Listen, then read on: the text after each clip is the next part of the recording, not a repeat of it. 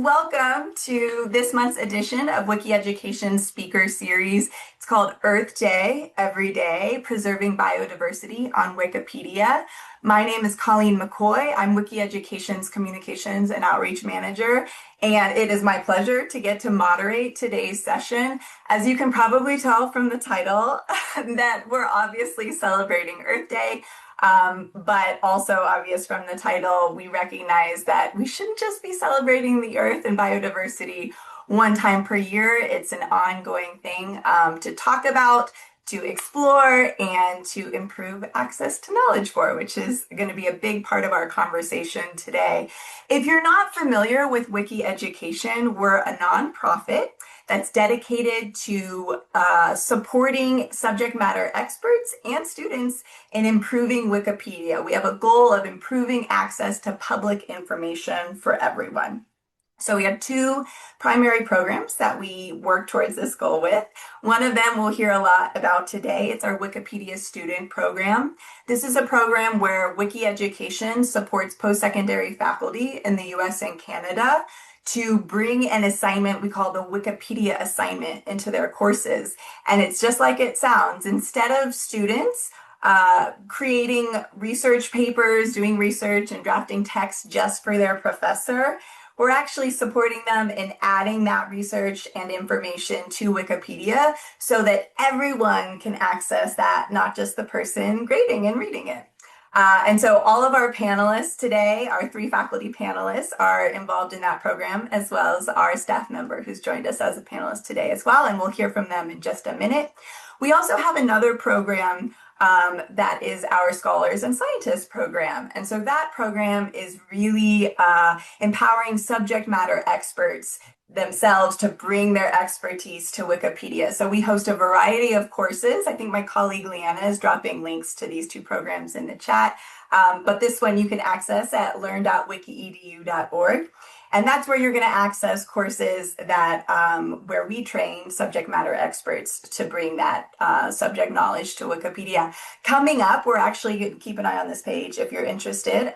We're going to be hosting courses that will support improving Wikipedia's coverage of elections and candidates in anticipation of the mid-year elections, and really with the goal of bringing up-to-date, high-quality information to folks as they look to make voting decisions and learn more in advance of those mid-year elections. So please keep an eye on learn.wikiedu.org if you're interested in learning how to bring your own expertise to Wikipedia. And if you're a post-secondary instructor in the US or Canada, or you know someone who is that might be interested, please visit teach.wikiedu.org to learn more about that program. We'd love to support your courses. All right, so that's all about Wiki Education. Just a couple of other things before we jump into our conversation with our panel today. I want to point you towards the Q&A box. It's actually different than the chat box in Zoom. It's going to be on your Zoom menu bar. And that's where you as attendees can add your questions throughout this conversation for our panelists, and we can get to those towards the end of the program. We'd love to hear from you. Please feel free to add questions throughout the conversation. You don't have to wait to the end. Just as they come to you as we're talking together, please add those to the Q&A box. This session is being recorded today. Everyone who registered for it will get a link to the recording on YouTube. And so please feel free to share this with someone if they weren't able to attend and they'd like to explore it later. Okay. I think that's it for all of the kind of housekeeping items. I know that you've been waiting for me to turn things over to our scholars here, and so I'm really excited to have them go around and introduce themselves. And I'd love to hear from you for your name, of course, your institution, and your area of expertise. So Adriana, if you'd like to go first, I would be so grateful. All right, thanks so much for that introduction. My name is Adriana Briscoe, and I'm a professor in ecology and evolutionary biology and systems biology at the University of California, Irvine. Wonderful, thanks. Anushka, would you like to go next? Sure. Good morning. My name is Anushka Fauci, and I'm a faculty at the Leeward Community College, which is part of the University of Hawaii system. My background is marine biology, especially marine invertebrates, and I teach classes in zoology and biology. Yes, and you have a beautiful beach behind you in case we forget where you're based. Thanks, Anushka. Joan, please. I'm Joan Strassman. I'm at Washington University in St. Louis. I was previously at Rice University in Houston. I'm an evolutionary biologist who studies behavior. My first love was social wasps, but for the last couple of decades, I've worked on social amoebas. They do talk to each other. But my teaching has focused on birds, and I've written a couple of books on birds, slow birding and social lives of birds. So my Wikipedia work has been entirely in my class called behavioral ecology. Fantastic. And we are going to get to all of your students' truly prolific edits, all three of your students over the years in just a bit. But now we'll go to Ian, who is our on staffer, our Wikipedia expert. Ian? I'm Ian Ramjohn. I'm a Wikipedia expert with Wiki Education. I'm also a Wikipedian. I've been a volunteer contributor to Wikipedia since 2024. I've lost count of how many years that is. And I am a plant ecologist by training. I'm so excited to have Ian on this panel joining us. He has seen, gosh, I don't know, Ian, how many hundreds of thousands of edits in this space, including all of your students. And it's just such, I'm so grateful to have your expertise on this panel, Ian. So thanks for being here. So like Ian mentioned, he's been editing for a long time. Wikipedia recently celebrated its 25th anniversary, and Ian's been editing Wikipedia for almost as long as Wikipedia has existed. It's just truly incredible. Yes, 2004, Ian, not 2024, exactly.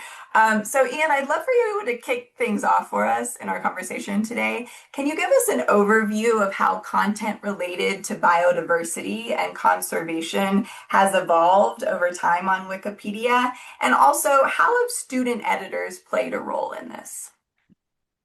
So obviously, when I got started, there was a lot less content on Wikipedia. There have always been people interested in species, interested in focusing on individual species. And the various wiki projects, the Tree of Life wiki project, which is the overarching sort of grandparent of all the other uh, species species projects. That's been around since the very early days, but um, there's a tendency for people to focus on one thing and often focus on it for quite a while, and then they're either burnt out or done. Before I got really active with the Plant Wiki project, there was a sub-project focusing purely on the genus Banksia. So a group of Australians, they created articles about every Banksia species, about Banksia taxonomy, about Banksia experts. And, you know, they really created an awful lot of really good content. And then it sort of petered out. And some of those editors are still extremely active, or a few of them are. Many of them have, gone on to other interests. And that's sort of the way that Wikipedia has worked. My former colleague at Wiki Education, Alicia Webb, she created a Bat Wiki project and created dozens of, probably not dozens, probably hundreds of bat articles, improved lots, and did a whole lot for bat taxonomy. So outside of the of Wiki Education, there's been a lot of individual pushes and people who really get the thing going in one area, but they don't really fill gaps. This is their moment of interest, and then they move on. And sort of the thing that the the Wikipedia, sorry, that the Wiki Educations project has done is to allow people like our panelists to direct students to a broader area and do it year after year. So, like, I'd say that I think Joan's students have pretty much handled the wasps in the first few years. That's fantastic. Yes, Joan's students are very famous. Their impact is just unbelievable. When I first joined Wiki Education, I heard about kind of the prolific impact of Joan's courses. So it's a pleasure to have you. Ian, thank you so much. So that makes a lot of sense, like in terms of the growth and how you said people are coming in with a passion and then they go towards something else, and this kind of longevity impact that students can make in certain very specific areas. It's great to hear, and I appreciate your perspective over all the years that you've been doing this. So Adriana, Anushka, and Joan, going back over to this student editor idea, how did you first come to incorporate a Wikipedia editing project in your courses? What motivated you to try it? And can you give everyone an idea of what kind of classes you run a Wikipedia assignment in? I know, let's start with Anushka. I think you've run something like 26 Wikipedia assignments over 26 courses, which is just unbelievable. So I'd love to hear from you first. Sure. Yes, I know it's been quite a journey. I started lecturing during COVID, and I was teaching like all kinds, like within the community college system of in the University of Hawaii. And I just didn't like some of the traditional assignments. And then I think that's was one in the background. I knew I wanted to make some changes. But then the other thing is, I was teaching marine biology and I was trying to focus on some of the local species. So when we go out snorkeling or intertidal tide pooling, students would learn the species they know. If we had little assignments to learn them, and somehow students kept giving me like Mediterranean algae species or other species. I'm like, which didn't occur here. And I'm like, what is going on here?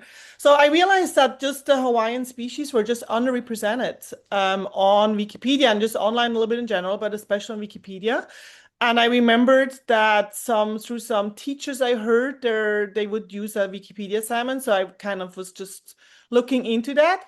And that's when I kind of discovered Wikipedia education. And I just started with my marine bio class. And then were students, and it was a little bit, anyway, figuring out how to do this, especially as most of my students are intro level. So they take my classes as their general education science class. At Leeward Community College, we have a high number of first generation college students. Many English is not their first language. So it's a little bit limited what you can do with that. In addition, most of our classes are asynchronous online. So anyway, a bunch of challenges. So that's why I usually just give them I select a list of stubs articles and they can choose from that. And then so in marine biology, we just cover the marine species from algae to invertebrates and fishes. And then in my principles of zoology, that's where the bulk of those classes are. There we teach, so marine biology I used to teach once a semester, now I teach once a year. And then principles zoology, we have it on the books in like 2 to 4 sessions every semester, right? And classes are up to 20 students, so small community college size. And there they just do any animal, so terrestrial and marine species. But that's kind of where you get the bulk because you have summer sessions, spring, fall, 2 to 4 Yeah. to do those articles. Yes. Fantastic. Thank you so much. Yeah, the impact there is really incredible, and to see the history of that has just been really fun to watch.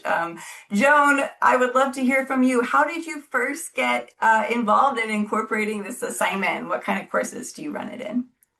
So I basically teach behavioral ecology as my main course. And I started Wikipedia back at Rice. I was trying to figure out the year and I kind of failed, but I left Rice in 2011, so it was before that.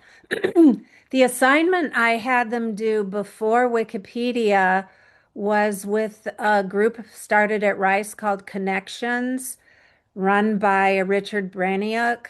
And that was the idea of having copyright-free textbooks for students. And so with my students, we wrote such a book called Mockingbird Tales. And it was a huge amount of work for them to write the chapters and then editing them the next semester and everything. And I'm just a believer that I teach really smart kids at these fancy elite schools, and their work should give back to the community and not end up in a drawer. Mhm. And so, um, my sister Diana Strassman has been very involved with wiki.edu, and so she was also helpful to me at the beginning, but I just decided on a few principles. So one was we'd pick one taxon so they'd have something in common. So this semester it's crustaceans. The taxon usually relates to what one of the TAs works on. And then I'm actually not very good at the mechanics of Wikipedia. So I break them into groups of three, where one's a Wikipedia expert, one's a writing expert, and one's a fact checker. So then they have to work together and do it. And then the other is I wanted my students to read the primary literature, and Wikipedia frowns on that for everything except for if you're writing about one species, and then you can use the primary literature. I'm a believer in following Wikipedia's rules, obviously. So that's what my students do. And we make a list from the beginning of a bunch this year, crustaceans, kind of a Google Doc suggestion. They can pick one from that or from anywhere. And we go from there. And it's, yeah, I'll shut up, but it's been very empowering to Mhm. see them get criticized, not by me, but by the world. Mm. Absolutely. That's something that we hear from faculty who run the assignment all the time, is that they aren't the only ones giving students feedback with this. It's truly a public facing, high impact assignment. And I love the line you said about, I didn't just want it to live in a drawer. That's absolutely like the visual that really grounds this work, is sharing it for the good of all. And, students are putting so much effort into their coursework. Why not let it go forth and live beyond the class, the end of the class? And you all certainly have done that with all of your students. So thank you, Joan, for sharing. And then Adriana, I think you're next. Yes, so well, I owe my involvement in this program to Joan, actually. In 2017, Joan was assembling her list of species for a course she was teaching, and she sent an email to a bunch of butterfly researchers that she knew for feedback on species that needed more work. And also, there was a sort of a set of instructions for the Lepidoptera that's on Wikipedia somewhere. And so she was curious about whether there were like categories of content that needed to be added to potential topics that the students could be researching on. And so that was actually the first time I learned about teaching with Wikipedia. And so then that was in 2017, and then in 2019 was the first time I taught a course where I incorporated the portfolio of modules that you make available to us. And for some reason, and I don't remember why, I also in 2019 organized a Women in Red Wikipedia edit-a-thon on the UCI campus, which helped me understand a little bit more about the mechanics of Wikipedia editing, and I completely don't remember why. This is the only one that I've organized, and I forgot why. And anyway, it was great because it brought people from all over campus to work on, topics that they were interested in. And so currently I teach this every other year, an upper division honors class, and now it's a general upper division course, insect physiology. And so we focus on insects. Fantastic. I love hearing the connection between you and Joan and how that one kind of reach out as a subject matter expert in butterflies. Like that's just so cool. What a fun thread. And then to have you all here together celebrating with us today. That's very cool. Okay, well, by asking your students to contribute, as we've talked about, you've had some really incredible impact on Wikipedia's coverage of biodiversity. Your students have completely transformed content in all of these subject areas. And I checked earlier, your students collectively, their pages that they've worked on have been viewed 60 plus million times. Just absolutely spectacular. These numbers are crazy. And so it's really fun to see. I would love to kick it over to Ian, thinking about kind of the scope of this and just the students' work alone from these three faculty members with us today. Can you talk, Ian, about why it matters for conservation efforts that information related to biodiversity is added to Wikipedia? So I will admit that I'm arm waving a bit wildly, but the it's been shown for other disciplines, law, chemistry, that the information that's on Wikipedia affects not just the way things are discussed in the primary literature, but even the language used. So the point is that, everybody starts somewhere, everybody starts working with Wikipedia. If you're interested in, I mean, I assume these days, if you're starting off and interested in sort of picking a study subject, what's on Wikipedia is going to matter to you. It's going to affect what's there. I also believe that what's on Wikipedia affects what gets researched to some extent, what gets attention. Um, because the the things that are illustrated on Wikipedia, those illustrations are everywhere. And the things that are covered in more depth. Um, and there's just so many species out there that no, most people have never heard about. So the whole Wikipedia rabbit hole effect, and you start reading about something, and then, you know, 3 hours later, you're reading about a completely different topic, and this might well be your introduction to your future. And the species that are important for conservation that aren't getting covered that aren't the charismatic megafauna that attract all the attention. Fantastic. Yeah, the Wikipedia rabbit hole, something I think all of us know, and probably most of us, if not all, attending the call today are well acquainted with, but it's a beautiful thing. I love it. Thanks, Ian. So for our faculty panelists, I'd love to pop back over to you all. So I'm really curious, before they dig into their Wikipedia assignments, what do your students think about Wikipedia? Like were their kind of preconceived notions? What do you hear? And I'm also curious, do you see shifts in their perspectives as they move through the project? And given that you all have been doing this project for many, many years, have you noticed any changes in these trends over time? I know it's a multi-part question, but basically, what are your students thinking when they start? Does that tend to change throughout the project? And then have you seen that change over the years? Just curious. I think I'll pop it to Joan first. Well, so I have been doing this for quite a while, and at the beginning, they were really surprised at the reverence with which I spoke of Wikipedia. And they were like, oh, my other teachers say it's no good and I can't use it and stuff. And I just said, well, you just try to put some crap up there and see what happens to it. And I don't really give them a chance anymore to disrespect Wikipedia.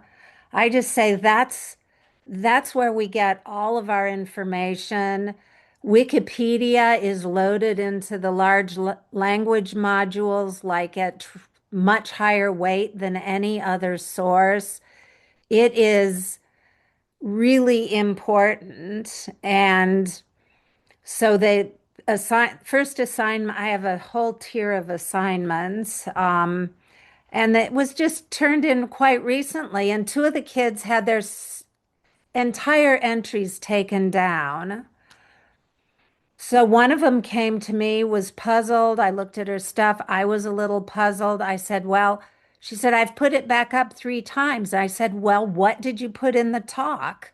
You don't just put it back up without addressing what the issues are. And it turned out she hadn't put the references in right. Then the other student said, yeah, his was taken down and it was said it was AI.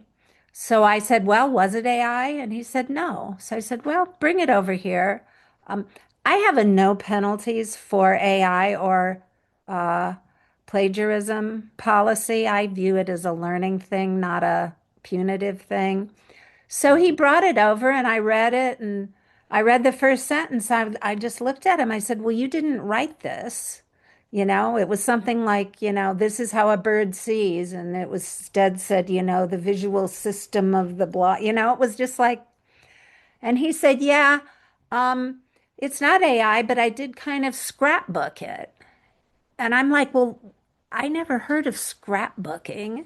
And he said, yeah, I read this article and took some stuff here, and then I read that one and took stuff there. I'm like, you're going to have to redo this because that's plagiarism. And he says he was completely dumbfounded. And obviously, I've talked about plagiarism. It's in the syllabus, it's in all the tutorials, but somehow it just hadn't sunk into him that scrapbooking was not okay. So, so yeah, I crush any disrespect of Wikipedia pretty quickly. Joan, I love it. You have so many great quotable quotes in that answer. That's fantastic. And yes, I think you're absolutely right. It is such a learning opportunity for students to truly understand things like plagiarism, things like, yeah, that is some AI text. I've never heard of scrapbooking used in this way. This must be like a new vocab. So thank you for teaching me this expression today. That's really helpful. But yeah, I really appreciate your perspective in this, and it's fun to hear how you handle kind of these preconceived notions coming into the assignment. But it's absolutely one of those things where they learn, neutral fact-based writing and verifiability and source evaluation and all these things. So I really appreciate it. Would anyone else like to jump in on this question about students' perspectives on Wikipedia and if they shift throughout the project? Sure, I can. Yeah, I mean, it's, the same, like, right, first, everybody says when we talk the first day or first time, are like, yeah, you guys are gonna write a Wikipedia article. And they're like, all my other teachers, they say not to use it, right? So they basically were told to stay away from it. And I was like, yes, but what are you doing when you look at something up? Are we using it every day? And they're like, yeah, right. So it's like, yeah. And I think, but the same with the, I think they quickly learn, or with time, they learn that the standards are actually high. And you can see it in their reflective essays that they learn. I definitely also had the emails usually, Kumu, my thing disappeared. I promise I did it. And then there's the whole discussion, maybe why, theirs was not at good enough standard and why somebody decided to take it out. So I think that's definitely a huge eye-opening learning experience for them, that there are standards. Yeah. Absolutely. And that community feedback piece and, other eyes on it, all with good intentions, right? There's always the intention to make sure that the information available and listed and the references on the pages are as high quality as possible. So it's all coming in with this collaborative goal of making the best information possible available. But it can be a little surprising to students just how many people are kind of keeping tabs on things and editing in certain spaces. But yeah, it's a great kind of collaborative community project in that way that might surprise them. Adriana, did you have anything to add? Just a quick comment about my the opinion of my father, who's a retired research librarian. So, like a lot of my students, he was very skeptical when Wikipedia first came online. He was really concerned about it. And he has been completely won over. He to the point where, he's an annual donor to support Wikipedia. He really loves it. He thinks it's, just deeply valuable. So I think that's I love it. The family connection. I will say, like on my side, I have educated so many family members about the standards that Anushka was speaking to earlier and what it takes for something to stick. And it's really eye-opening for people who have only engaged with it from like a viewer, a reader perspective. There's a whole, other world just right there if you know where to click and look. So, but thank you. That's really fun to hear. I have another question for our three professors here on the call. You've been doing this for so long. What keeps you coming back to the Wikipedia assignment in your courses? And Adriana, I'm just going to kick it back to you to jump in with this one. Oh, well, I think one thing that brings me back is that whenever I ask my students, do you read any newspapers? Do you read any magazines? Like, I'm lucky if I get like one or two hands raised in the class. Similarly, these are all biosci upper division majors, and many of them haven't really spent much time in our wonderful research library, and they don't have the experience of looking things up. And so I love this assignment because it allows me to talk about so many things like bibliographic databases. I asked them last week, have you heard of PubMed? Have you heard of Web of Science? Even Google Scholar? And basically nobody in the room had heard of these tools. And so it allows me to get them before they graduate into the library, or at least, online into the library catalog to start learning how to, use those tools. And I told them, look, you're at a research university. You could just read the newspaper for free by going to the library. Like if you don't feel like you can afford a subscription, like just, it's a wonderful resource. So those are all really important things that I feel are missing in the experiences of many of the students that I see in my upper division courses. And so it's just this wonderful intersection of knowledge building and skill building that makes me extremely excited about this teaching this way every time, every chance I get. Absolutely. Yeah, I think that's a really good point.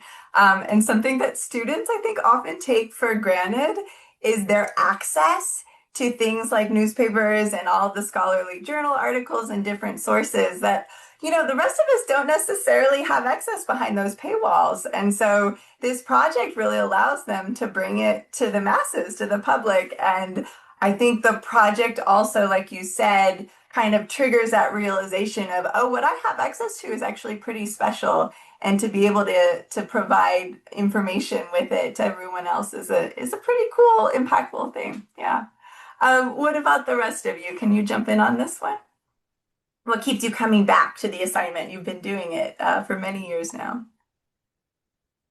I could talk.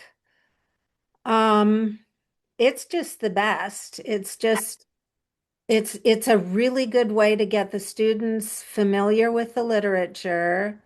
Um, the thing that Adriana mentioned at the beginning was that we pick a taxon. So in her case that year, it was butterflies. But then Wikipedia likes consistency. And so we not only pick a bunch of species they can use, but that we then give them an outline of all possible topics. And they don't have to do all of them, but to the extent they do them, they have to do them in the same order. And sometimes there's a project page, like there was a Lepidoptera project page. Often there isn't. There's not a crustaceans project page. But so I just asked a bunch of butterfly experts. I just sent them the list from the Lepidoptera project page and just said, okay, here are a bunch of topics. What else might you want to see and what order should they be in? So then that also makes the assignment a lot easier for the students because they're really writing, you know, 10 or 15 or however many 300-word mini essays. So they don't have to do that overarching um, thing. So I really like that about it. I really like that they're contributing to knowledge. I tell them, I have to write a letter of recommendation for you. I'm going to look up your Wikipedia articles. And I especially like it when they go for good article. And in the last few years, I've had fewer do that than I had in the past. But so the only other assignment, the big assignment I have is I have my undergrads teach a workshop on a Saturday to high school students that are brought to campus. And they have to pick the topic and pick an activity to teach it. And so I just feel like these two real life things are what they're going to remember from my class. Yeah, I think you're right. And we've heard this, over the years that the standout assignment in my college experience was this particular project. And it's pretty amazing for them to be able to share it with friends and family and go back to it and see what other people have added onto the work they started in the course. So yeah, it can live on in practicality and reality, but certainly kind of as a formative pedagogical experience for them in undergrad or grad. Pretty cool. Anushka, did you have anything to add? Yeah, I think for all what was mentioned before are the reasons I think started at the beginning. I think now I would add on that things I didn't really think about. One is I think because I have them pretty young, I also teach it every spring. I teach it in at our local public high school as an early college class. And I feel like students these days, they mostly learn how to say very little in many sentences. So they learn how to add fluff, and now you have to kind of cut down the fluff. And they really struggle with that. So, and I feel like that's the base of scientific writing, right? That you write fact-based, not your opinion, not whatever, right? It's fact-based, based on resources. And I think that kind of style of writing, I think, is also something you teach them with the Wikipedia articles. And then the other one, doing research, right? So like I usually, for the early college class, I have a librarian come into class. So they realize they have access to our community college library. So that kind of, and then some of them I would see them again, that next year I teach a class and they would tell me that was so helpful for my other projects, just that learning of getting a little bit deeper research and not just picking the first two lines who come up in a Google search. And then just the other thing is like in Hawaii, we live in a very interesting place where the species you see around where you live are usually all introduced. And so the native things are often endemic and they are up in the mountains or they have no idea what's native and what's endemic. And that's one of the topic of the classes. But for them to learn one species they might have never heard about before and dig a little bit deeper, I think that really gives them a deeper connection to the place and to that species. That's fantastic. Yeah, Hawaii is such an interesting place to be working in this field, doing the Wikipedia assignment. It's just really fun to see what comes out of your courses. Very cool, Anushka. Thank you. Ian, you've been watching the edits of their students, of other students over the years and helping support all of these classes as one of our Wikipedia experts. What excites you about the student work you've seen in biodiversity areas on Wikipedia in recent years? Well, two things. One is that when I'm reviewing student work or looking at or just seeing it come in, you always feel the pull to edit, to expand this, to improve this, and you know, try to. It's like anything in Wikipedia. It's anybody can edit, but I try not to mess with student work in the same semester.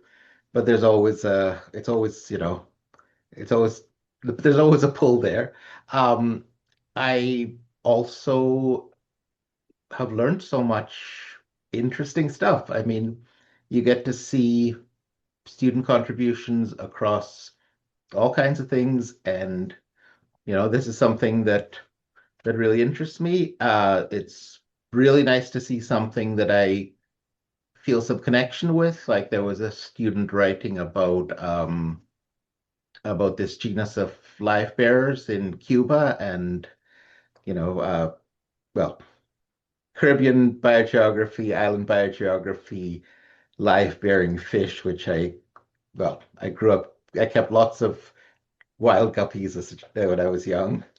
You can catch them in every drain in Trinidad. That's really sort of a thing that I really connected with and wanted to know so much more. So it's always fun to just learn. Yeah, absolutely. That's kind of it at the end of the day, like engaging with Wikipedia. We're here to learn, we're here to be informed, and it's pretty amazing, all of the student editors that are working to help us do that. So thanks, Ian. I want to get to the public Q&A in just a moment, but before we do, I want to make sure that everyone has a little something to log off with later and enjoy. So my question for all of you is, which Wikipedia article, if you wanted the audience to read an article that your students have worked on, which Wikipedia article would you encourage them to read and why? And my colleague Leanna is going to drop it in the chat as you tell us. So yes, I'd love to hear from Anushka to celebrate Earth Day. Which article should we encourage our attendees to check out? Great. So yes, I chose an article for Partulina redfieldii. It's a little tiny tree snail. The article is not very extensive, but I chose it as most of my students are. So my requirements where the students are is add 5 to 10 sentences based on 5 references. So very simple. But this is a perfect example to show how even this little, at the intro level course, this is actually written by a high school student, how much impact they can have. So I chose tree snails. Hawaiian tree snails are known. They became the state snails in 2024. This article and many of them were started by a IUCN Red List automatically. It was started in, I think I looked it up, I forgot. No, it was 2007. I thought I wrote it down. Anyway, long time ago for my IUCN list, and it was staying there, stagnant. 2007. It was started 2007. One sentence, no picture, taxa box, that's it. And then my students added, 10 sentences. And since then, it really picked up. And when I looked for these articles, lots of them now have pictures. So it really shows that just a little bit of extra work can highlight the article, can move it up, and then others will add on. And actually, I work with one of my friend of mine. We were grad students together. He's the local for the state. He works on conservation of tree snails. And they're really one of the highest, I think it's the only, one of the highest endangered species. There's the only genus Acatinella is the only genus actually on the red list, I think.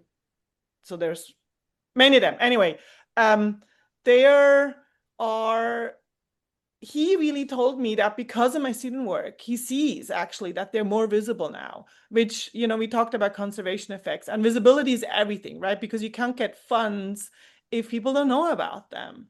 And, sorry, I'm expanding, but also people are talking about sources. So mine, there is not a lot of sources for mine. It's a little bit of struggle. So I allow kind of a little bit like everything.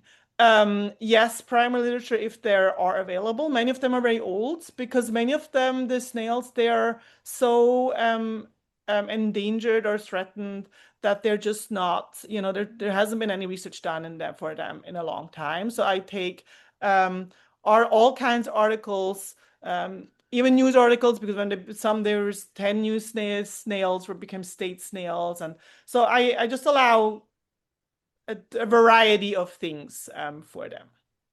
Fantastic. And I think you made a really good point that sometimes it doesn't take a ton of content to really elevate the quality of a Wikipedia article and bring information to everyone about that particular topic. We always say like even some minor edits can go so far in the public understanding of what you're trying to convey. So that's great. Thank you so much for that example. Joan, which article from your students over the years, that's such a hard question, I know, would you like our audience to check out? So I picked the codling moth. Uh, it's not charismatic, but it is important. Isn't it? I think it's the worm in the apples. I think it's it's a pest. Um, and it was a student who worked hard and got that up to good article, which takes work far past when the semester ends. Um, I have better luck getting them to do Did You Knows, but I think this semester only one of them even tried. These kids these days. But when the Did You Knows work, it's really exciting because they can get like 10,000 views on that one day. Um, yeah, so I just picked a coddling moth, and it's a fairly complete treatment of a butter moth that's of economic importance. Yeah. Fantastic. Thank you, Joan. And for anyone who's on the call that's not sure what Did You Know is, it's a way of featuring a Wikipedia article on the homepage. And so when Joan said that's, how a lot of the views come in, that article gets a lot of eyeballs on it when it's on the Did You Know section of the homepage. So well done. And you can only do it the day, is it the day or the couple days when it comes out? So you can't postpone it. And you have to have done some large percent of change. So yeah. Very cool. I You've love it. you've got a week after a five-fold expansion of the text. Thank you, Ian. Okay, let's see. Adriana, which article should we all read after this call? Okay, first of all, I think you should all read Joan's student's article because it's truly mind-boggling the the level of research and detail in the article, and we should all aspire to this. Uh, the article that I chose was a butterfly, uh, Clysone leonera, and the main reason why I chose this was I really wanted to make sure that I gave an example where my student really did the hard work of trying to find sources. This student found 22 references associated with the species, which is not always that easy because this is a species that hasn't been really studied that much, actually. So that's a challenge. So I felt like they rose to the challenge, and then they wrote. I mean, compared to my other students' contributions, almost 2,500 words, and their content was retained, which tells me that even though I looked over it and you know it got my approval, doesn't mean that it's going to pass the approval of other Wikipedia editors. And so it's still there. Like what the student contributed is still there. And if you look at the original stub of that species, you can see that they really added quite a bit. And so they included things like the physical description of the species, the geographical distribution, and some information about its phylogenetic relationships. And so that's the one that I chose to spotlight. Fantastic. Thanks so much. I'm going to read all of these. No, I already did. Ian, which article should we check out? So, I don't have students writing articles, so I added one of my own. It's been it's palm called Zombia antillionarum. It's endemic to Hispaniola, Haiti, and the Dominican Republic. It's really it's been an interesting experience writing it. don't remember where I first came across mention of it, but when I started the article, there were two references I could find. One was general work about all the palms of the Americas, and the other was sort of I think it was in the Journal of Economic Botany, and it talked about well, they were trying to make a connection. They were trying to find a connection between the zombie palm and zombies, and they didn't find one, but it was still I mean, it was still pretty cool. I later went to Mary Selby Botanic Gardens in Florida, got a picture of it, added some pictures, and then as I found more sources over the next few years, I got it up to good article status. And I've kept sort of working away at it, hoping for more sources, more, and I would like to make it a featured article sometime. Um, I hadn't looked at it for several years before this, and I just, when I handed this to Colleen, I looked for, what's recently been published about it, and there's a lot. And I hope that it's my fault for adding to make it visible on Wikipedia. Can't claim too much credit, but hopefully it had a little impact. And the whole genus is only found on the island of Hispaniola. It's, Haiti is not exactly the best place for wildlife conservation, for species conservation. Things are in a lot of trouble there. It's a really interesting poem, and it's got some nice stories. I think I've got some nice stories in there too. A little bit of paternalistic colonialism by Nathaniel Lord Britton when he said that Haitian poem should have some Haitian cultural attachment to it, which is why I went with the name Zombia, which is very nice, but also like, really it should be Haitian or Dominican scientists doing this, but in the early 1900s, there probably weren't a lot of people. But still, Well, Ian, it's fun.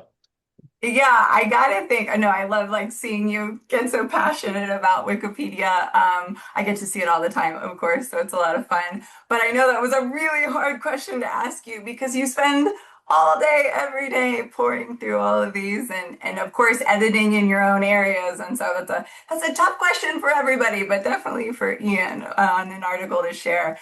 I want to make sure we have a few moments to answer some great questions that have come through the chat. Thank you everybody on the call who's added to our Q&A box.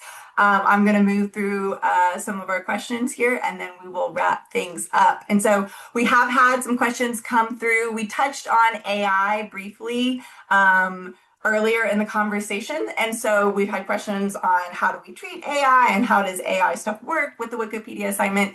So I just wanted to briefly touch on that to give everybody an understanding of Wiki Education's trainings and policies and all that good stuff. So essentially at Wiki Education, our policy is really straightforward.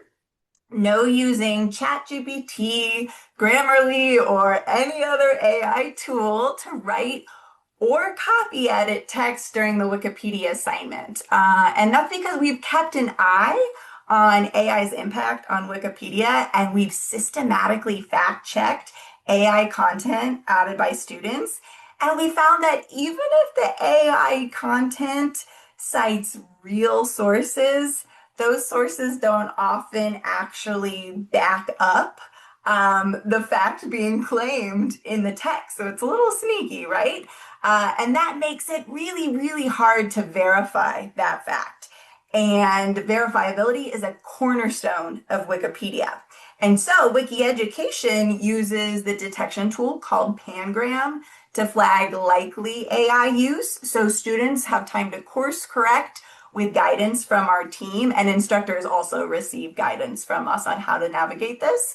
And so at the end of the day, with the Wikipedia assignment, we're asking students to use their own critical thinking to build reliably sourced knowledge for everyone. And that's something that all of our panelists have hit on today. And I think we also hear from faculty that it's a great way to kind of build that AI literacy and thinking about the greater information landscape and what it is to produce knowledge and human produced knowledge. And so I just wanted to answer some of those questions from the Q&A box about how we do treat AI. And of course, Joan mentioned earlier, she's not taking a punitive approach. Wiki education is exactly the same way. We're not looking to police edits. We're simply making sure that human produced content is going onto Wikipedia and giving students the tools through our trainings to be able to draft their text themselves and review together themselves. So hopefully that answers everybody's questions about AI. And of course, we're here. If you have more questions, you can always follow up with us. Okay, really quickly, a couple more. Let's see. Oh, this is a great question. Ian, I'd love for you to take this question. Can you talk more about navigating primary sources? What disadvantages does it have to focus on one species? So Wikipedia's general policy is, secondary sources are better,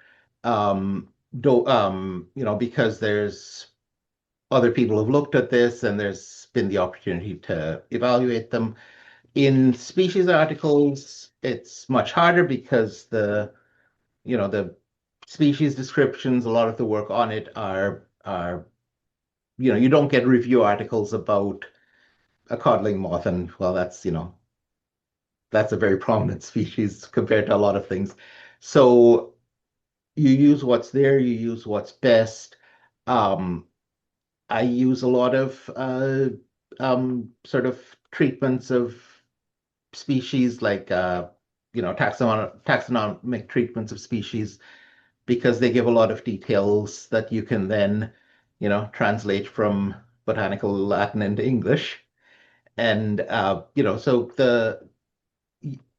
use the it's always use the best source that's there and use your judgment and learn the rules before you try to break them. Fantastic. Well put. I have time for one more question here. If you were giving advice to someone who is going to run the assignment for the first time, what advice would you give them? And we'll start with Anushka. I would say one, edit yourself some articles, right? And then just also think about your students. What can they do? What do you want to write about? Like just have a little bit of clear idea. I think often people just start and then they're like falter there. It's great advice to edit alongside your students and have that experience for sure. Adriana, do you have any advice for people thinking about incorporating the assignment? I would just say, yeah, just sign up for one of the articles that you can edit alongside them. But also, this whole thing leverages what we're good at, digging into the literature, writing. So it's actually really fun to add on these other like elements to it. And I think once you yourself like play around with the tools, I think you'll find that it's like super easy and you know, really, really an enjoyable thing to work on, both as a teacher and as a researcher. That's fantastic. Yes, the heart of the assignment are the resources, the research, all of that. Thank you. Joan, do you have anything to add? So I would say you can look at what the others of us do. I think mine are all out there on my blog. Um, what I find is really helpful is to really break the assignment down into multiple pieces. So, and have them work in teams to help each other, though each writes their own. So I have first they turn in the references, then they turn in the assignment, then they peer review three of the others in the class, and they have to put stuff there. Then they fix their assignment, then they fix it again. So I find that forcing them to repeatedly engage with the material And also the originally having a really structured assignment. But I like the thing that Anushka said about, a very small assignment. So my first assignment is to, simply look at, I don't know, 3 or 5 articles or something and put a sentence or two, either fixing it or in the talk page or something, just to get them used to the fact that they're out there in the real world.